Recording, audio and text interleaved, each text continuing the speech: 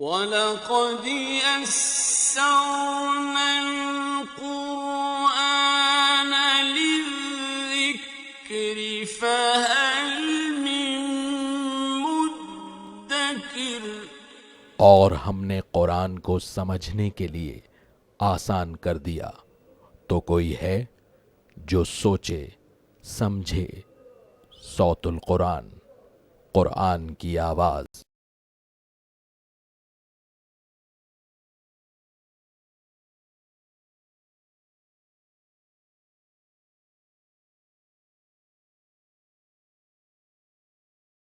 نحمده ونصلي على رسوله الكريم اما بعد فاعوذ بالله من الشيطان الرجيم بسم الله الرحمن الرحيم يا ايها المزمل قم الليل الا قليلا صدق الله العظيم۔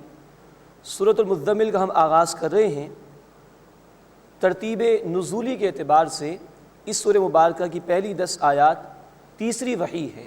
سب سے پہلے سورۃ العلق کی چند ابتدائی آیات، پھر سورہ القلم کی چند ابتدائی آیات، اور تیسرے نمبر پر اس سورہ مبارکہ کی 10 ابتدائی آیات نبی صلی اللہ علیہ وسلم پر نازل ہوئیں۔ اس میں انشاءاللہ ہم دیکھیں گے کہ قیام اللیل یعنی تہجد کی نماز کے حوالے سے گفتگو آئے گی، اور گویا کہ رسول اکرم صلی اللہ علیہ وسلم کو بالکل ابتدا میں قرآن حکیم سے تعلق قائم کرنے کا حکم دیا گیا تھا، کیونکہ آگے بڑی بھاری ذمہ داریاں دین کے حوالے سے آ رہی تھیں، تو ان ذمہ داریوں کو ادا کرنے کے لیے قرآن سے سہارا لینے کی تلقین کی جا رہی ہے۔ پھر ہم انشاءاللہ مجرمین کے حوالے سے بھی گفتگو پڑھیں گے جو پہلے رکوع میں آگے چل کر آئے گی، اور قیامت کا بیان بھی انشاءاللہ ہمارے سامنے آئے گا۔ یا ایھا المزمل، اے کپڑوں میں لپٹ کر سونے والے، صلی اللہ علیہ وسلم، قم اللیل الا قلیلا، رات میں آپ قیام کیجئے مگر تھوڑا، نصفہ، رات کا نصف حصہ، او انقص منہ قلیلا، یا اس میں سے تھوڑا کم کر لیجئے، تقریباً 1/3، او زد علیہ، یا اس سے کچھ زائد کر لیجئے، تقریباً 2/3۔ یہ ذکر آگے چل کے آئے گا انشاءاللہ۔ وَرَتِّلِ الْقُرْآنَ تَرْتِیلًا، اور ترتیل سے قرآن حکیم کو پڑھیے۔ ترتیل کے معنی ٹھہر ٹھہر کر قرآن حکیم کو پڑھنا۔ اللہ کے رسول صلی اللہ علیہ وسلم جو تلاوت فرماتے تھے قرآن حکیم کی، تو ہر آیت کو آپ صلی اللہ علیہ وسلم جدا جدا پڑھتے تھے، ٹھہر ٹھہر کر آرام آرام سے۔ یہ وضاحت کو جامع ترمذی کی حدیث میں موجود ہے۔ اللہ تعالیٰ نے قرآن کو تھوڑا تھوڑا کر کے نازل کیا، اور اللہ تعالیٰ چاہتے ہیں کہ بندے بھی ٹھہر ٹھہر کر قرآن کو پڑھیں، ترتیل کے ساتھ، اس کے معانی پر غور و فکر کرتے ہوئے، اس سے تأثر لیتے ہوئے، ہدایت کی نیت کے ساتھ پڑھنے کی کوشش کریں، تبھی اس قرآن حکیم کے برکات کو لوگ محسوس کر سکیں گے۔ انا سنلقی علیک قولا ثقیلا، بے شک اے نبی صلی اللہ علیہ وسلم ان قریب ہم آپ پر ایک بڑی بھاری بات نازل کریں گے۔ مراد یہ کہ آگے دین کی ذمہ داریوں کا ذکر آ رہا ہے۔ چوتھی وحی نازل ہوئی تھی سورہ المدثر، جس کا ہم انشاءاللہ اس کے بعد مطالعہ کریں گے، جس میں آیت نمبر 3 میں کہا گیا وَرَبَّكَ فَكَبِّرْ، اے نبی صلی اللہ علیہ وسلم اپنے رب کی بڑائی کا بول بالا کیجئے۔ یہ دین جو اللہ آپ کو عطا فرمائے گا اس کو غالب کرنا آپ کی ذمہ داری ہے۔ تو یہ اتنی بڑی بھاری بات آنے والی تھی، اس کی تیاری کے لیے کہا جا رہا ہے کہ راتوں کو کھڑا ہو کر قرآن پڑھیے اور ترتیل سے قرآن حکیم کی تلاوت کیجئے۔ اول دور میں نبی صلی اللہ علیہ وسلم اور اہل ایمان دونوں کے لیے قیام اللیل فرض کے درجے میں تھا، بعد میں امت کے لیے نفل کے درجے میں ہو گیا، لیکن نبی صلی اللہ علیہ وسلم کے لیے یہ فرض کے درجے میں تھا۔ ان ناشیۃ اللیل ہی اشد وطئا واقوم قیلا، بے شک رات کا اٹھنا نفس کو سخت روندنے والا ہے اور زیادہ درست ہے بات کرنے کے اعتبار سے۔ نیند کو توڑ کر انسان اٹھے تو پھر اس کی قدر و قیمت کا بھی اسے اندازہ ہوگا، اور پھر رات میں جب آدمی اٹھے گا تو دن بھر کی مصروفیات اس کا اثر اس پر نہیں ہوگا، اور وہ عمدگی کے ساتھ اللہ سے گویا قیام اللیل میں کلام کر سکے گا۔ اور قیام اللیل میں پسندیدہ یہی ہے کہ قرآن حکیم کو زیادہ سے زیادہ پڑھنے کی کوشش کی جائے، جیسا کہ اللہ کے رسول صلی اللہ علیہ وسلم طویل قیام فرماتے تھے قیام اللیل میں۔ ان لک فی النہار سبحا طویلا، بے شک اے نبی صلی اللہ علیہ وسلم آپ کے لیے دن میں طویل مشقت ہے، یعنی دن بھر آپ دعوت و تبلیغ میں مصروف رہتے ہیں تو لوگوں کے درمیان رہنا پڑتا ہے۔ رات کو کھڑے ہو جائیے، اللہ سے لو لگائیے، اس کے ذریعے اللہ تعالیٰ آپ کو قوت عطا فرمائے گا۔ وَاذْكُرِ اسْمَ رَبِّكَ وَتَبَتَّلْ إِلَيْهِ تَبْتِيلًا، اور آپ اپنے رب کے نام کا ذکر کیجئے اور سب سے کٹ کر اسی کی طرف متوجہ ہو جائیے۔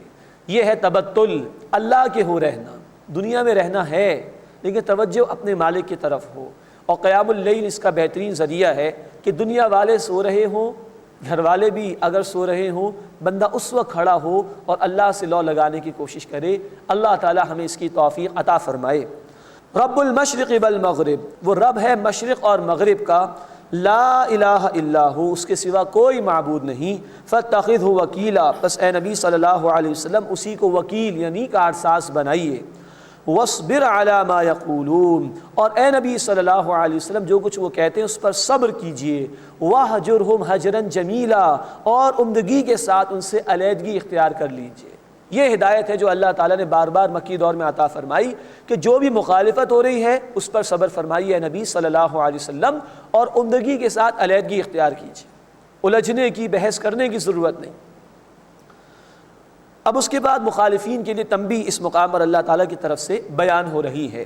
وَذَرْنِي وَالْمُكَذِّبِينَ أُولِي النَّعْمَةِ وَمَهِّلْهُمْ قَلِيلًا، اور مجھے اور جھٹلانے والے خوشحال لوگوں کو چھوڑ دیجئے اور ان کو تھوڑی سی مہلت دیجیے۔ یعنی اللہ تعالیٰ فرمانے کہ ان مخالفت کرنے والوں سے نمٹنے کے لیے میں موجود ہوں۔ اِنَّ لَدَيْنَا أَنْكَالًا وَجَحِيمًا، بے شک ہمارے ہاں بھاری بیڑیاں ہیں اور دہکتی ہوئی آگ ہے۔ وَطَعَامًا ذَا غُصَّةٍ وَعَذَابًا أَلِيمًا، اور کھانا ہے گلے میں اٹک جانے والا اور عذاب ہے دردناک۔ یوم ترجف الارض والجبال وکانت الجبال کثیبا مہیلا، جس دن زمین اور پہاڑ کانپیں گے اور پہاڑ ریزہ ریزہ ہو کر ریت کے تودے ہو جائیں گے۔ انا ارسلنا الیکم رسولا شاہدا علیکم، بے شک ہم نے تمہاری طرف ایک رسول کو بھیجا ہے جو تم پر گواہی دینے والے ہیں، صلی اللہ علیہ وسلم۔ کما ارسلنا الی فرعون رسولا، جیسے ہم نے فرعون کی طرف ایک رسول کو بھیجا تھا یعنی موسیٰ علیہ السلام۔ فعصا فرعون الرسول، پس فرعون نے رسول یعنی موسیٰ علیہ السلام کی نافرمانی کی۔ فاخذناہ اخذا وبیلا، تو ہم نے اسے یعنی فرعون کو بڑی سختی کے ساتھ پکڑا۔ فکیف تتقون ان کفرتم یوما یجعل الولدان شیبا، اگر تم کفر کرو گے تو اس دن سے کیسے بچو گے جو بچوں کو بوڑھا کر دے گا۔ اب یہ فرعون کے انجام کو بیان کر کے مشرکین مکہ کو تنبیہ کی جا رہی ہے کہ وہ تم سے زیادہ طاقتور تھا، اللہ نے ان کو بھی برباد کر دیا، تم بھی برباد کیے جاؤ گے۔ پھر سوچو قیامت کے دن کے متعلق اس دن تمہارا کیا حال ہوگا، جو بچوں کو بھی بوڑھا کر دے گا۔ یہ ہے سختی قیامت کی۔ اللہ تعالیٰ اس دن کی سختی اور رسوائی سے ہماری حفاظت فرمائے۔ السماء منفطر بہ، جس سے آسمان پھٹ جائے گا۔ کان وعدہ مفعولا، یہ وعدہ ہے اس اللہ کا پورا ہونے والا، اپنے وقت پر آ کر وہ پورا ہو جائے گا۔ ان ہذہ تذکرہ، بے شک یہ قرآن ایک نصیحت ہے۔ فمن شاء اتخذ الی ربہ سبیلا، تو جو چاہے اختیار کر لے راستہ اپنے رب کی طرف۔ اوپن انویٹیشن ہے، جو اختیار کرے گا اس قرآن کو اپنے بھلے کے لیے، اور جو انکار کرے گا تو وہ تیار ہو جائے اللہ کی سزا کے لیے۔ اب اس سورہ مبارکہ کا دوسرا رکوع شروع ہو رہا ہے۔ اس کے متعلق ابن عباس رضی اللہ تعالیٰ عنہ کی رائے یہ ہے کہ یہ جو پورا رکوع ہے یہ مدینے میں نازل ہوا، اس لیے کہ اس میں آگے چل کر ہم دیکھیں گے کہ 5 وقت کی نمازوں کا ذکر بھی آ رہا ہے اور اللہ کے راستے میں قتال کا ذکر بھی آ رہا ہے۔ تو قتال کا تو معاملہ پیش ہی آیا مدنی دور میں جا کر۔ تو قرآن کریم میں ایسا بھی ہے کہ مجموعی اعتبار سے کوئی سورت مدنی ہو، اس میں چند آیات مکی ہو، جیسے سورۃ البقرہ کی آخری 2 آیات وہ معراج کی رات میں نبی صلی اللہ علیہ وسلم کو عطا کی گئیں، لیکن پوری سورت مدنی سورت ہے۔ اسی طرح یہ سورت ہے کہ پہلا رکوع ہم نے پڑھا تقریباً 19 آیات، یہ مکی آیات ہے، لیکن اب جو ہم پورا رکوع پڑھنے جا رہے ہیں آیت نمبر 20 پر جو مشتمل ہے، یہ پورے کے پورے الفاظ جو ہیں وہ مدنی دور میں نازل ہوئے۔ ان ربک یعلم انک تقوم ادنی من ثلثی اللیل، بے شک اے نبی صلی اللہ علیہ وسلم آپ کا رب جانتا ہے کہ آپ 2/3 رات کے قریب قیام کرتے ہیں۔ یہ نصف سے زائد ہو گیا جس کا ذکر شروع میں آیا تھا کہ 2/3، وَنِصْفَهُ وَثُلُثَهُ، اور کبھی آدھی رات اور کبھی اس سے کم یعنی 1/3۔ وَطَائِفَةٌ مِّنَ الَّذِينَ مَعَكَ، اور جو آپ کے ساتھی ان میں سے بھی ایک جماعت، یہ سب اس قیام اللیل کی پابندی کرتے ہیں۔ وَاللَّهُ يُقَدِّرُ اللَّيْلَ وَالنَّهَارَ، اور اللہ رات اور دن کا اندازہ فرماتا ہے، یعنی سب کچھ اللہ نے مقرر کیا ہے۔ اللہ سب کو جانتا بھی ہے کہ کون دن میں کیا کر رہا ہے، رات میں کیا کر رہا ہے۔ علم ان لن تحصوه فتاب علیکم، اللہ کے علم میں تھا کہ تم ہرگز نباہ نہیں سکو گے تو اللہ نے تم پر عنایت فرمائی۔ اب تخفیف کا معاملہ آ گیا۔ فقرؤوا ما تیسر من القرآن، تو قرآن میں سے جس قدر آسانی سے ہو سکے پڑھ لیا کرو۔ اول تو یہ فرض کے درجے میں تھی، بعد میں تخفیف کا اب اعلان ہو رہا ہے۔ نبی صلی اللہ علیہ وسلم کے لیے فرض کے درجے میں رہی، امت کے لیے نفل کے درجے میں آ گئی، لیکن فرض نمازیں جو 5 وقت کی ان کے بعد اہم ترین عبادت جو سب سے زیادہ بندے کو اللہ کے قریب کرتی ہے وہ قیام اللیل ہے۔ فَاقْرَؤُوا مَا تَيَسَّرَ مِنَ الْقُرْآنِ، تو قرآن میں سے جس قدر آسانی سے ہو سکے پڑھ لیا کرو۔ عَلِمَ أَن سَيَكُونُ مِنكُم مَّرْضَىٰ، اللہ کے علم میں ہے کہ تم میں سے کوئی بیمار ہوں گے، وَآخَرُونَ يَضْرِبُونَ فِي الْأَرْضِ يَبْتَغُونَ مِن فَضْلِ اللَّهِ، اور کوئی اور ہوں گے جو زمین میں سفر کریں گے روزی تلاش کرتے ہوئے، وَآخَرُونَ يُقَاتِلُونَ فِي سَبِيلِ اللَّهِ، اور کچھ اور ہوں گے جو اللہ کے راستے میں قتال کریں گے۔ فَاقْرَؤُوا مَا تَيَسَّرَ مِنْهُ، بس اس میں سے جس قدر ہو سکے یعنی قرآن میں سے پڑھو، وَأَقِيمُوا الصَّلَاةَ، اور نماز قائم کرو، یہ اشارہ 5 وقت کی نماز کی طرف۔ وَآتُوا الزَّكَاةَ، زکوٰۃ ادا کرو۔ وَأَقْرِضُوا اللَّهَ قَرْضًا حَسَنًا، اور اللہ کو قرض دو قرض حسن، خلوص کے ساتھ مال حلال میں سے، اور قرض حسن وہ مال کہ جو اللہ کے دین کی دعوت کے لیے، اللہ کے دین کے غلبے کی جد و جہد کے لیے خرچ کیا جائے۔ وَمَا تُقَدِّمُوا لِأَنفُسِكُم مِّن خَيْرٍ تَجِدُوهُ عِندَ اللَّهِ، اور کوئی نیکی جو تم اپنے لیے آگے بھیجو گے وہ تم اللہ کے ہاں پاؤ گے۔ ہوا خیر وَأَعْظَمَ أَجْرًا، وہ بہتر ہے اور اجر کے لحاظ سے بھی بہت زیادہ ہے۔ وَاسْتَغْفِرُوا اللَّهَ، اور اللہ سے بخشش مانگو۔ ان اللہ غفور الرحیم، بے شک اللہ بہت بخشنے والا مسلسل رحم فرمانے والا ہے۔ چاہے نمازیں ہی ادا کر رہے ہو اس کے بعد بھی اللہ سے بخشش مانگو۔ بخاری شریف کی حدیث ہے، اللہ کے رسول صلی اللہ علیہ وسلم فرض نماز کے بعد سلام پھیر کر پڑھتے تھے اللہ اکبر، استغفر اللہ، استغفر اللہ، استغفر اللہ۔ مقصد علماء نے یہ بیان کیا کہ اللہ اس نماز میں بھی اگر کوئی کوتاہی رہ گئی ہے تو اس کو معاف فرما دے، میں تیری بخشش چاہتا ہوں۔ واستغفر اللہ، اور اللہ سے بخشش مانگو۔ ان اللہ غفور الرحیم، بے شک اللہ بہت بخشنے والا مسلسل رحم فرمانے والا ہے۔ بسم اللہ الرحمن الرحیم۔ یا ایھا المدثر قم فانذر وربک فکبر۔ اب سورہ المدثر کا آغاز ہو رہا ہے۔ اس کی ابتدائی چند آیات یہ چوتھی وحی تھی جو رسول اکرم صلی اللہ علیہ وسلم پر نازل ہوئی تھی۔ سورہ المزمل میں ہم نے دیکھا کہ قیام اللیل کا ذکر کیا گیا، ایک بڑی ذمہ داری آنے والی تھی، اس کی ادائیگی کے لیے قرآن سے تعلق کی تلقین کی گئی۔ اس سورہ مبارکہ میں انشاءاللہ بھی ہم دیکھیں گے کہ نبی صلی اللہ علیہ وسلم کا بنیادی فریضہ بھی بیان ہوا اور آپ کی تکمیلی شان جو کہ دین کو غالب کرنے کی جد و جہد تھی اس کی طرف بھی اشارہ کیا گیا ہے۔ مزید اس صورت میں ہم انشاءاللہ دیکھیں گے کہ اللہ نے مجرمین کا بھی ذکر فرمایا ہے۔ یا ایھا المدثر، اے کپڑوں میں لپٹ کر سونے والے، صلی اللہ علیہ وسلم، قوم کھڑے ہو جائیے، فانذر، پس خبردار کیجیے۔ یہ تمام رسولوں کا بنیادی کام۔ سورۃ النساء آیت 165 میں ذکر آیا کہ رسولوں کو اس لیے بھیجا گیا کہ وہ انسانیت کو بشارت دیں اور خبردار کریں، انذار کریں۔ تو یہ بنیادی کام ہے جس کا ذکر آ رہا ہے آیت نمبر 2 میں، قم فانذر، بس اے نبی صلی اللہ علیہ وسلم کھڑے ہو جائیے، خبردار کیجیے۔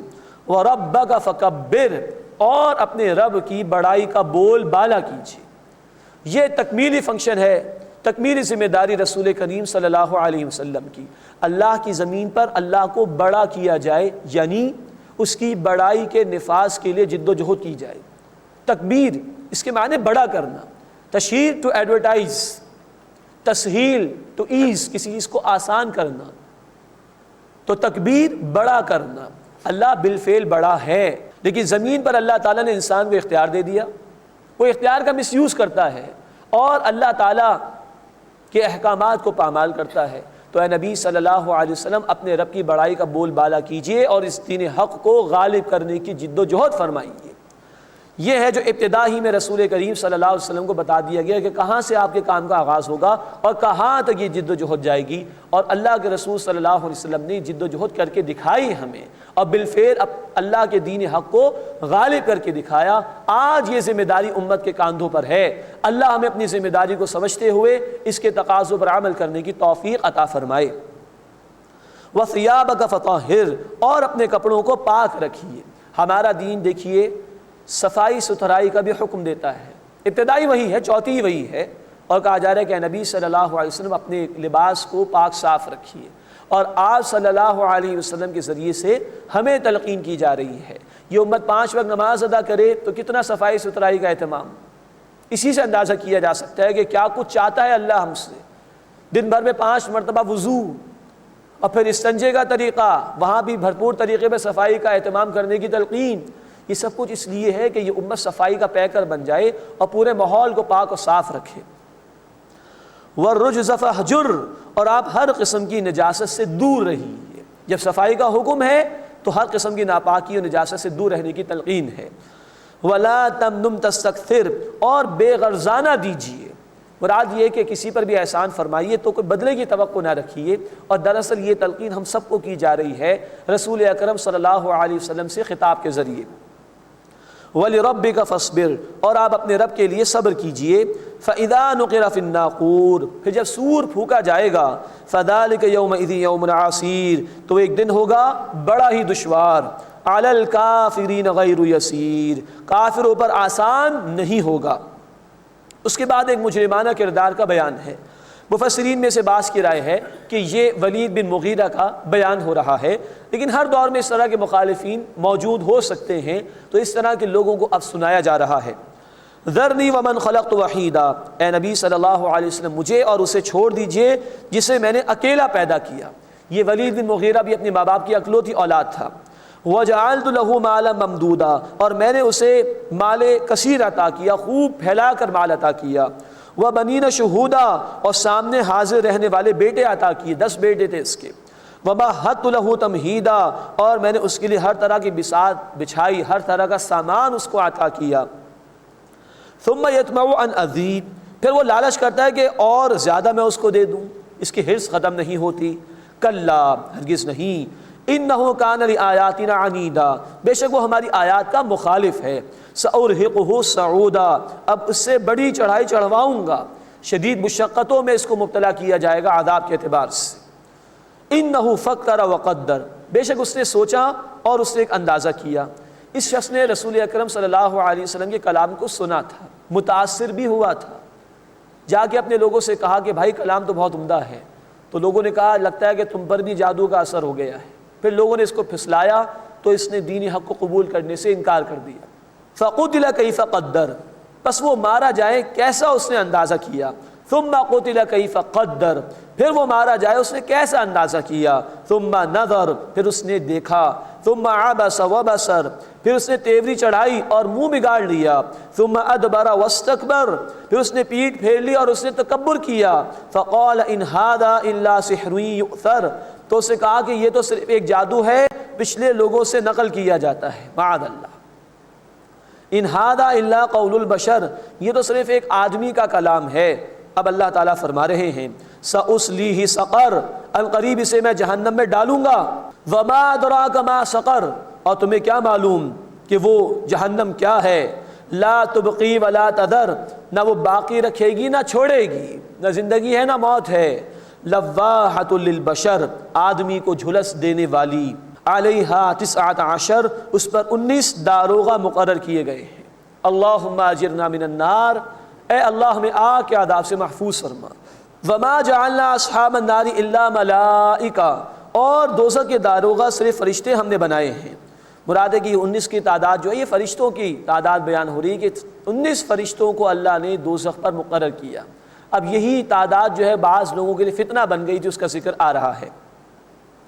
وما جعلنا عدتهم الا فتنة للذین کفروا، اور ہم نے ان کی تعداد صرف ان لوگوں کے لیے بطور آزمائش کے لیے رکھی ہے جو کافر ہوئے۔ ان میں سے بعض نے کہا، ایک پہلوان نے، کہ چلو بھائی 17 کو تو میں سنبھال لوں گا، باقی 2 کو تم سنبھال لینا۔ اس طرح کا مذاق ان لوگوں نے کیا۔ لیستیقن الذین اوتوا الکتاب، تاکہ اہل کتاب یقین کر لیں، ویزداد الذین آمنوا ایمانا، اور جو لوگ ایمان لائے ان کے ایمان میں اضافہ ہو۔ اہل کتاب کی کتابوں میں بھی یقیناً درج تھا، جہنم پر اللہ تعالیٰ نے 19 داروغوں کو مقرر کیا ہے۔ ولا یرتاب الذین اوتوا الکتاب والمؤمنون، اور وہ لوگ شک نہ کریں جنہیں کتاب عطا کی گئی ہے اور اہل ایمان۔ مراد یہ کہ اللہ تعالیٰ اس قسم کی مثالوں کے ذریعے سے لوگوں کی آزمائش فرماتا ہے، تو اہل ایمان شک میں نہ پڑے، یہ حق ہے اللہ کی طرف سے۔ وَلْيَقُولَ الَّذِينَ فِي قُلُوبِهِم مَرَضٌ وَالْكَافِرُونَ، اور تاکہ وہ لوگ جن کے دلوں میں روگ ہے، نفاق جیسا معاملہ، اور کافر کہیں ماذا اراد اللہ بہذا مثلا، کہ کیا ارادہ کیا ہے اللہ تعالیٰ نے اس مثال سے۔ کذالک یضل اللہ من یشاء، اسی طرح اللہ جسے چاہتا ہے گمراہ فرما دیتا ہے، ویہدی من یشاء، اور جسے چاہتا ہے ہدایت عطا فرماتا ہے۔ اللہ یہ مثالیں لوگوں کی آزمائش کے لیے بیان فرماتے ہیں۔ سورۃ البقرہ آیت نمبر 26 میں یہ بات آ چکی ہے، یضل بہ کثیرا ویہدی بہ کثیرا۔ اللہ اسی مثال کے ذریعے سے بہت سے لوگوں کو گمراہ فرماتا ہے اور بہت سے لوگوں کو ہدایت عطا فرماتا ہے۔ تو جن کے دل میں خلوص ہوگا، تڑپ ہوگی، وہ ان مثالوں سے ایمان قبول کریں گے، اور جو جھٹلانے والے ہیں، مخالفت کرنے والے ہیں، وہ اور زیادہ بڑھ جائیں گے مخالفت کے اعتبار سے۔ وَمَا يَعْلَمُ جُنُودَ رَبِّكَ إِلَّا هُوَ، اور آپ کے رب کے لشکروں کو کوئی نہیں جانتا سوائے خود اللہ کے۔ وَمَا هِيَ إِلَّا ذِكْرَىٰ لِلْبَشَرِ، اور یہ نہیں ہے یعنی قرآن مگر انسانوں کے لیے ایک نصیحت۔ ابھی سورہ مبارکہ کا دوسرا رکوع شروع ہو رہا ہے، اس میں قیامت کا ذکر ہے اور پھر نتائج کو بھی بیان کیا گیا ہے۔ کلا والقمر، نہیں، قسم ہے چاند کی۔ یہ نہیں اصل میں اللہ انکار فرما رہے ان لوگوں کا کہ جو قیامت کو جھٹلا رہے ہیں۔ والقمر، قسم ہے چاند کی۔ واللیل اذ ادبر، اور رات کی جب کہ وہ چلی جائے۔ والصبح اذا اسفر، اور صبح کی جب وہ روشن ہو جائے۔ انہا لإحدى الکبر، بے شک وہ ایک بہت بڑی آفت ہے، اشارہ ہے جہنم کی طرف۔ نذیر للبشر، لوگوں کو خبردار کرنے والی۔ لمن شاء منکم ان یتقدم او یتأخر، تم میں سے جو کوئی چاہے آگے بڑھے یا وہ پیچھے رہے، اختیار تمہارے پاس ہے، اب جو بنانا چاہو بنا لو، دنیا یا آخرت یہ تمہارا اختیار ہے۔ کل نفس بما کسبت رہینہ، ہر شخص اپنے اعمال کے بدلے رہن ہے، یعنی اگر نیک اعمال ہیں تو جاں بخشی ہو جائے گی، اور اگر برے اعمال ہیں تو انسان پھنس جائے گا، اللہ کے عذاب میں مبتلا کر دیا جائے گا۔ الا اصحاب الیمین، سوائے داہنے ہاتھ والوں کے، فی جنات، باغات میں ہوں گے، یتساءلون عن المجرمین، وہ گناہ گاروں سے سوال کریں گے۔ اب ایک مکالمہ اللہ تعالیٰ نقل کر رہے ہیں اہل جنت والوں کا جہنم والوں سے۔ تو یہ جنت والے سوال کر رہے ہوں گے مجرمین سے، ما سلککم فی سقر، تمہیں کیا چیز جہنم میں لے گئی، کیوں ڈال دیا گیا تمہیں جہنم میں؟ قالوا لم نک من المصلین، وہ کہیں گے نماز ادا کرنے والوں میں سے نہیں تھے۔ یہ پہلا جواب ہے جہنمیوں کا، اور مفسرین کی رائے ہے کہ یہاں کافر لوگ مراد نہیں، کافر سے تو ایمان قبول کرنے کا مطالبہ ہے، پھر احکامات کا مطالبہ اس سے ہوگا، نماز ادا کرو، زکوٰۃ دو، روزہ رکھو۔ یہ ان مسلمانوں کا ذکر ہو رہا ہے کہ جو نماز کا انکار کرنے والے ہوں، نماز کی ادائیگی کرنے والے نہ ہوں۔ اللہ تعالیٰ ہمیں ان میں ہونے سے محفوظ فرمائے اور تمام نمازوں کا اہتمام کرنے کی توفیق عطا فرمائے۔ قالوا لم نک من المصلین، وہ کہیں گے نماز ادا کرنے والوں میں سے نہیں تھے۔ ولم نک نطعم المسکین، اور ہم محتاجوں کو کھانا نہیں کھلاتے تھے، حقوق اللہ بھی ادا نہیں کرتے تھے، حقوق العباد بھی پامال کرتے تھے۔ وَكُنَّا نَخُوضُ مَعَ الْخَائِضِينَ، اور ہم باتیں بنانے والوں کے ساتھ لگے رہتے تھے، خرافات میں پڑے رہتے تھے۔ وَكُنَّا نُكَذِّبُ بِيَوْمِ الدِّينِ، اور ہم بدلے کے دن کو جھٹلاتے تھے۔ حَتَّى أَتَانَا الْيَقِينُ، یہاں تک کہ ہمیں موت آ گئی۔ موت یقینی شے ہے، کوئی کافر بھی اس کا انکار نہیں کر سکتا، اس لیے موت کو یقین کہا گیا۔ حَتَّى أَتَانَا الْيَقِينُ، یہاں تک کہ ہمیں موت آ گئی۔ فما تنفعهم شفاعت الشافعین، تو انہیں سفارش کرنے والوں کی سفارش نفع نہیں دے گی۔ جس کو محنت کرنی ہے دنیا میں محنت کرے۔ فما لهم عن التذکرۃ معرضین، تو انہیں کیا ہوا کہ وہ نصیحت سے اعراض کرتے ہیں۔ کأنہم حمر مستنفرہ، گویا کہ وہ بدکے ہوئے گدھے ہوں۔ یہ جنگلوں میں جو گدھے ہوا کرتے ہیں وہ بھاگتے ہیں بے تحاشا۔ کأنہم حمر مستنفرہ، گویا وہ بدکے ہوئے گدھے ہیں۔ فرت من قسورہ، بھاگے جاتے ہیں شیر سے۔ بل یرید کل امرئ منہم ان یؤتی صحفا منشرہ، بلکہ ان میں سے ہر آدمی چاہتا ہے کہ اسے دے دیے جائیں لکھے ہوئے کھلے صحیفے، ہر ایک چاہتا ہے کہ اس کو وہی مل جائے، معاذ اللہ۔ کلا، ہرگز نہیں، بل لا یخافون الآخرہ، بلکہ وہ آخرت سے ڈرتے نہیں ہیں۔ کلا، ہرگز نہیں، انہ تذکرہ، بے شک یہ نصیحت ہے۔ فمن شاء ذکرہ، پس جو چاہے اسے یاد رکھے، جو چاہے قبول کرے، جو قبول کرے گا اپنے بھلے کے لیے، اور جو انکار کرے گا اس کا وبال اسی پر آئے گا۔ وما یذکرون الا ان یشاء اللہ، اور وہ نصیحت حاصل نہیں کر سکتے مگر یہ کہ اللہ تعالیٰ ہی اگر چاہے۔ اللہ کی توفیق کے بغیر ہدایت نہیں مل سکتی، اللہ کی توفیق کے بغیر بندہ عبادت بھی نہیں کر سکتا۔ اللہ کے رسول صلی اللہ علیہ وسلم نے ہمیں دعا سکھائی، ہر فرض نماز کے بعد ہمیں پڑھنا چاہیے اللہم اعنی علی ذکرک و شکرک و حسن عبادتک، اے اللہ میری مدد فرما اپنے ذکر کے لیے اور اپنے شکر کے لیے اور اپنی عمدہ عبادت کے لیے۔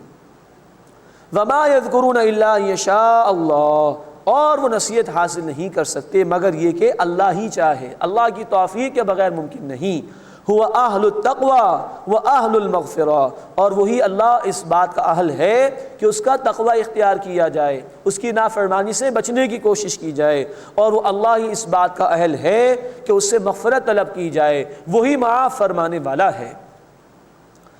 بسم اللہ الرحمن الرحیم۔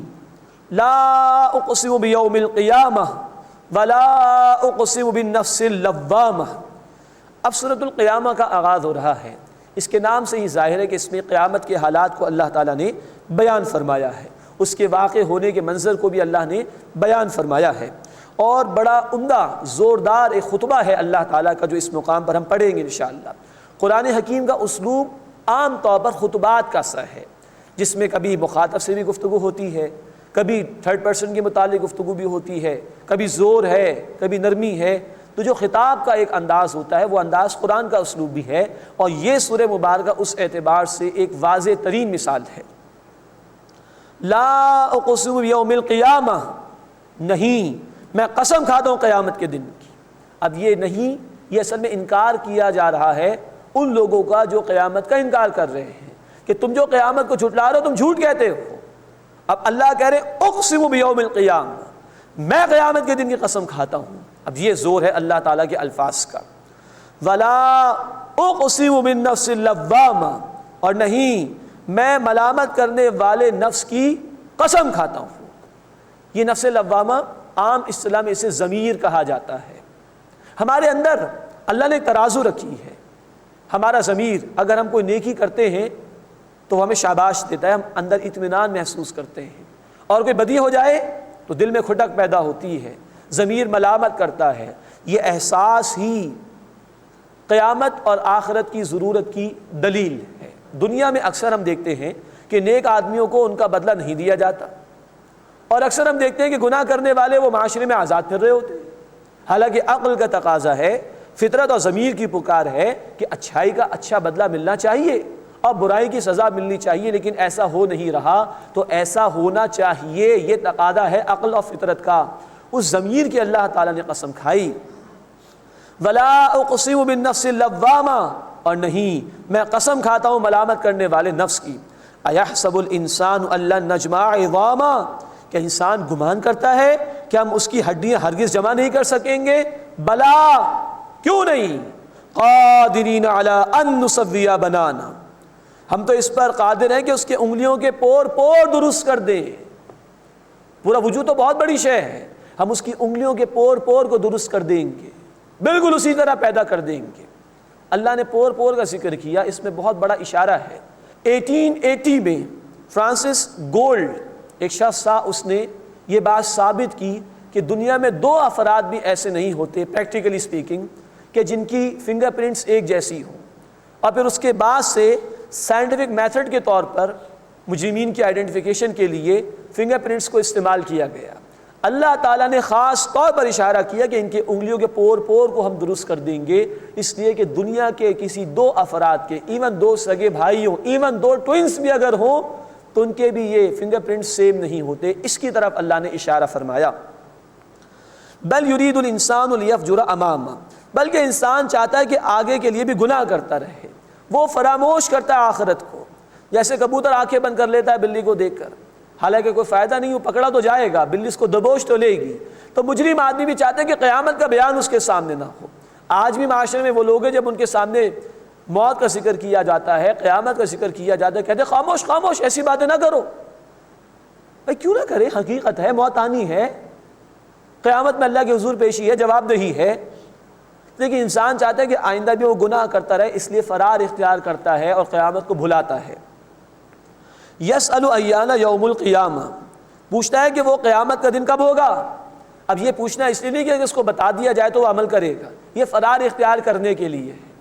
جیسے وہ مشرکین مکہ یہ بھی کہتے تھے اچھا جو مر گئے ان کو زندہ کر کے لا کے دکھاؤ، یہ کہہ کے فرار اختیار کرنا چاہتے تھے۔ تو یہ بھی سوال انہی سوالات میں سے جو اعتراض کے طور پر ہوتے تھے. یسأل ایان یوم القیامہ، وہ پوچھتا ہے کہ وہ قیامت کا دن کب ہوگا. اب اللہ تعالیٰ کا بڑا جلالی انداز، فَإِذَا بَرِقَ الْبَصَرُ، بس جب آنکھیں چندھیا جائیں گی، وَخَسَفَ الْقَمَرُ، اور چاند کو گرہن لگ جائے گا، وَجُمِعَ الشَّمْسُ وَالْقَمَرُ، اور سورج اور چاند جمع کر دیے جائیں گے. یقول الانسان یومئذ این المفر، انسان کہے گا کہاں ہے آج کے دن کوئی بھاگنے کی جگہ ہے، کوئی جائے فرار ہے، کوئی جائے پناہ. اتنا سخت اللہ تعالیٰ نے جواب دیا. یہاں اللہ تعالیٰ نے فرمایا آیت نمبر 9 میں کہ سورج اور چاند جمع کر دیے جائیں گے. آج یہ علیحدہ علیحدہ ہیں، اللہ نے ان کو تھاما ہوا ہے، لیکن جب قیامت برپا ہوگی تو یہ سارا نظام تلپٹ کر دیا جائے گا اور ان دونوں کو جمع کر دیا جائے گا. کلا لا وزر، ہرگز نہیں، کوئی بچاؤ کی جگہ نہیں ہے. الی ربک یومئذ المستقر، آج کے دن تیرے رب کی طرف ہی تیرا ٹھکانہ ہے. ینبأ الانسان یومئذ بما قدم واخر، انسان بتایا جائے گا اس دن جو کچھ اس نے آگے بھیجا اور جو کچھ اس نے پیچھے چھوڑا. دنیا میں رہتے ہوئے کیا اعمال آگے بھیجے اللہ کے علم میں ہے، بتا دے گا اللہ ان کو، اور کیا کچھ دنیا داری کی چیزیں پیچھے چھوڑ کر آگے یہ بھی بتا دیا جائے گا. اور ایک مفہوم یہ ہے کس بات کو ترجیح دی، پریفرنس دی، اور کس بات کو نیچے رکھا، آیا دنیا کو ترجیح دی یا آخرت کو ترجیح دی، یہ تمام باتیں کھول کر واضح کر دی جائیں گی قیامت کے دن. بل الانسان علی نفسہ بصیرا، بلکہ انسان تو اپنے اوپر بصیرت رکھتا ہے. چور کو بھی پتہ ہوتا ہے جب وہ چوری کر رہا ہوتا ہے کہ میں چوری کر رہا ہوں. جو بچہ ایگزامس میں صحیح طرح پرفارم نہیں کر سکا اسے بھی پتہ ہوتا ہے کہ مجھے فیل ہونا ہے.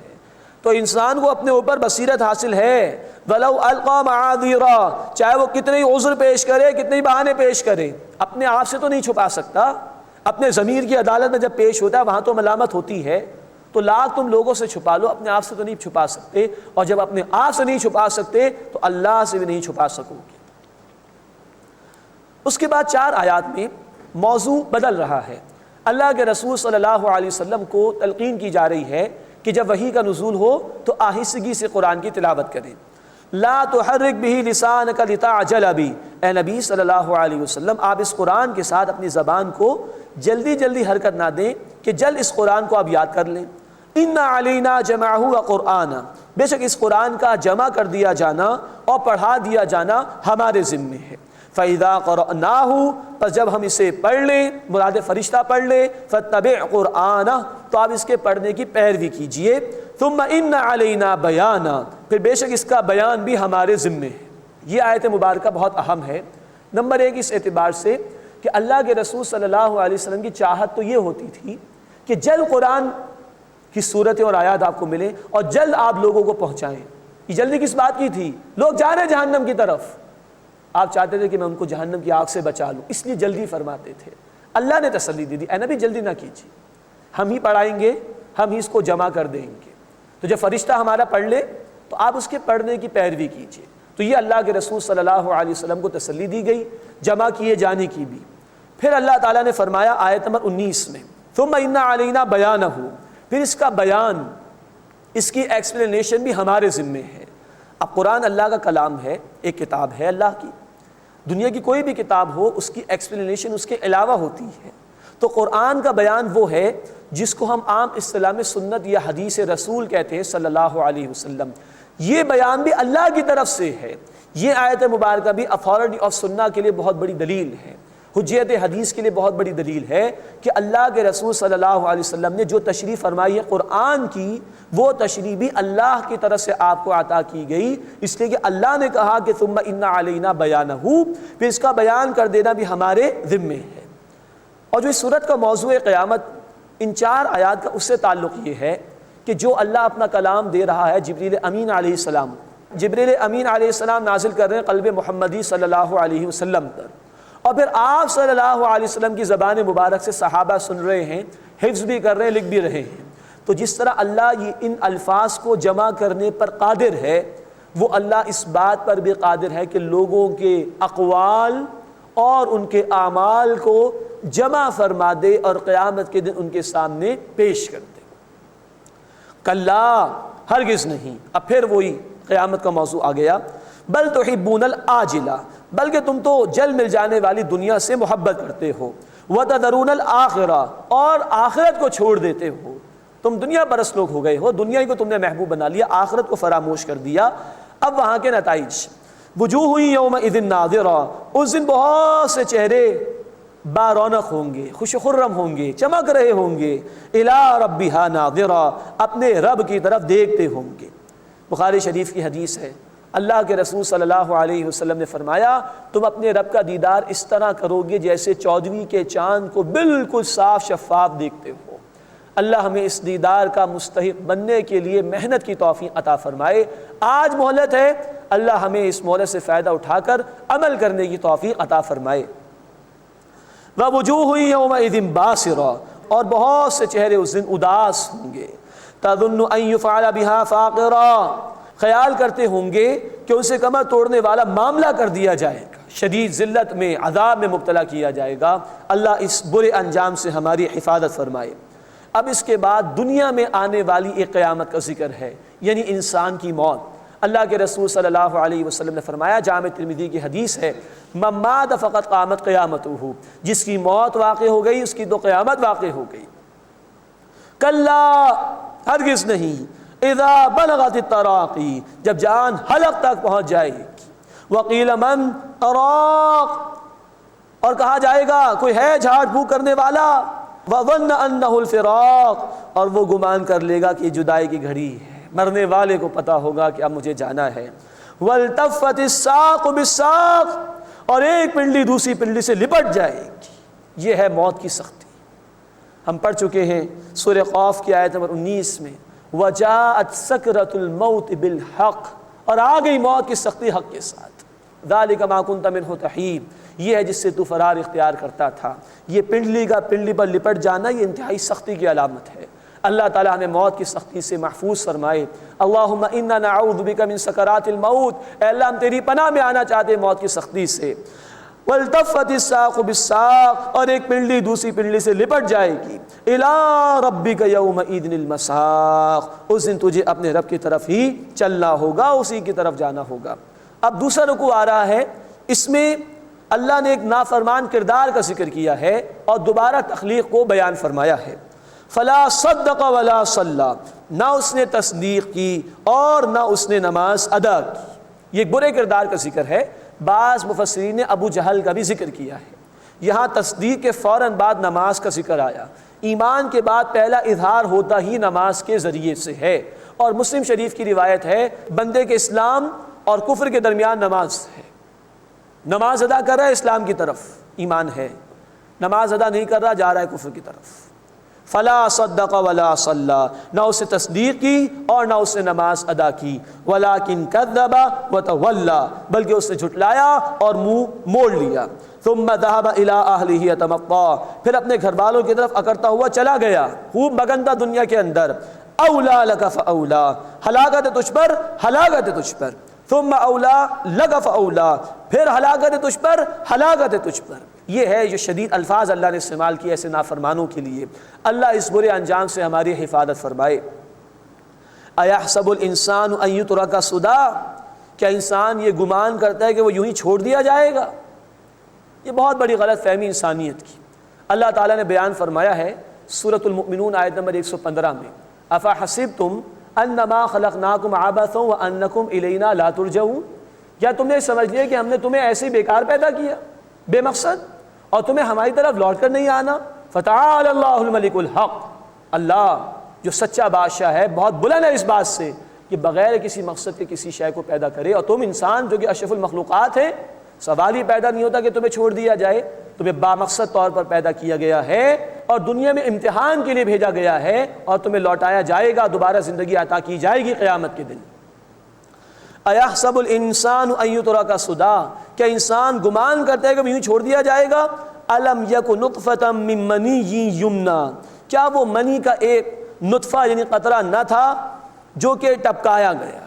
یہ الفاظ قرآن میں ایک سے زائد مرتبہ آئے ہیں اور بہت بڑی حقیقت کی طرف اللہ تعالیٰ نے توجہ دلائی ہے۔ جو بچے کی ولادت کا عمل ہے، ایک والد اور ایک والدہ یعنی شوہر اور ایک بیوی کے نطفوں کے ملاپ کے ذریعے سے یہ عمل جو ہے وجود میں آتا ہے۔ اس کی سائنٹیفک جو ڈیٹیلز ہیں وہ آج ہمیں ڈاکٹرز یوں بیان کرتے ہیں کہ ایک حصہ آتا ہے مرد کی جانب سے جس کو اسپرم کہا جاتا ہے، اور ایک حصہ آتا ہے عورت کی جانب سے جس کو اوم کہا جاتا ہے۔ ان میں کروموزومز ہوتے ہیں جن کے ملاپ سے پھر یہ تخلیق کا عمل ہوتا ہے۔ تو جو 23rd پیئر ہے کروموزومز کا، وہ سیکس کروموزوم ہوتا ہے، وہ ڈیسائیڈنگ فیکٹر ہوتا ہے کہ اب جو بھی ولادت ہونے والی ہے آیا وہ لڑکا ہوگا یا لڑکی ہوگی۔ اس میں مزید تفصیل یہ ہے کہ جو عورت کی طرف سے حصہ آتا ہے اوم کا، اس میں جو کروموزوم ہے وہ ایکس کروموزوم ہوتا ہے، جبکہ جو مرد کی طرف سے حصہ جاتا ہے اسپرم کا، اس میں جو کروموزوم ہے وہ ایکس کروموزوم بھی ہوتا ہے، وائی کروموزوم بھی ہوتا ہے۔ تو عورت کی طرف سے صرف ایکس کروموزوم، جبکہ مرد کی طرف سے جو جاتا ہے وہ ایکس اور وائی دونوں کروموزومز ہوتے ہیں۔ ڈیسائیڈنگ فیکٹر یہ ہے کہ اگر مرد کی جانب سے ایکس کروموزوم جائے گا تو بچی کی ولادت ہوگی، اور اگر مرد کی جانب سے وائی کروموزوم جائے گا تو بچے کی ولادت ہوگی۔ اس کی طرف قرآن نے بڑے آسان سے الفاظ میں اشارہ کیا 1400 برس پہلے۔ اس سے یہ بھی معلوم ہوا، نمبر 1 اولاد دینے کا اختیار اللہ کا ہے، نمبر 2 اللہ تعالیٰ جس کو چاہے بیٹے عطا فرمائے، جس کو چاہے بیٹیاں عطا فرمائے۔ یہ تفصیل سورۃ الشورى کے آخر میں آ چکی۔ اگر کچھ لوگ کبھی اپنی بہو کو یا کبھی اپنی بہن کو یا اپنی کبھی بیٹی کو مورد الزام ٹھہراتے ہیں کہ تمہارے یہاں بیٹی کیوں پیدا ہو رہی ہے، تو سائنٹیفکلی اسپیکنگ انہیں اس عورت کو مورد الزام نہیں ٹھہرانا چاہیے۔ اپنے بھائی کو جو کہ اس عورت کا شوہر ہے، یا اپنے بیٹے کو جو بہو کا شوہر ہے، اس کو مورد الزام ٹھہرانا چاہیے کہ اس کی جانب سے ایکس کروموزوم جا رہا ہے تو بیٹی پیدا ہو رہی ہے، اگر وائی جاتا تو پھر بیٹا پیدا ہو جاتا۔ اس کی طرح قرآن نے بڑے لطیف انداز میں اشارہ کیا ہے۔ بہرحال یہ اولاد کا کلیتاً اختیار اللہ ہی کے لیے ہے، لیکن یہاں اللہ نے اشارہ کیا اس بات کی طرف۔ الم یکن نطفۃ من منی یمنا، کیا وہ منی کا ایک نطفہ قطرہ نہیں تھا جو ٹپکایا گیا؟ اب یہ ٹپکانے کا عمل مرد کی جانب سے ہے۔ ثم کان علقۃ فخلق فسوى، پھر وہ علقہ ہو گیا، پھر اللہ نے اسے تخلیق فرما دیا۔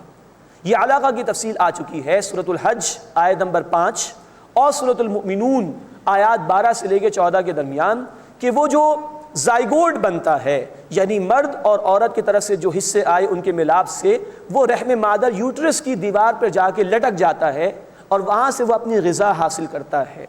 پھر 4 مہینے کے بعد، جیسا کہ بخاری شریف اور مسلم شریف کی حدیث میں بھی ذکر ہے کہ یہ تخلیق مکمل ہوتی ہے اور روح پھونکی جاتی ہے۔ ثم کان علقۃ فخلق فسوى، پھر وہ علقہ ہوا، پھر اللہ نے اسے پیدا کیا اور پھر اللہ نے اسے درست فرما دیا۔ یہ 4 مہینے کے بعد روح کا پھونکا جانا ہے۔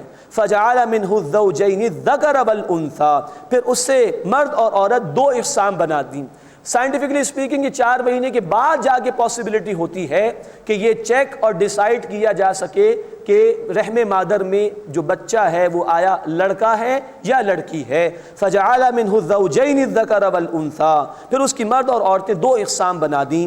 الیس ذلک بقادر علی ان یحیی الموتى، کیا وہ اللہ جو یہ سب کچھ کر رہا ہے، اتنے مراحل سے گزار رہا ہے، اس بات پر قادر نہیں کہ وہ مردوں کو دوبارہ زندگی عطا فرمائے؟ بلا، یقیناً اے اللہ تو اس بات پر قادر ہے۔ اللہ ہمیں قیامت کو یاد رکھنے اور آج اس دنیا میں ہماری موت کے آنے سے پہلے پہلے اس اصل زندگی کی تیاری کی توفیق عطا فرمائے۔ آمین یا رب العالمین۔ وآخر دعوانا ان الحمد للہ رب العالمین۔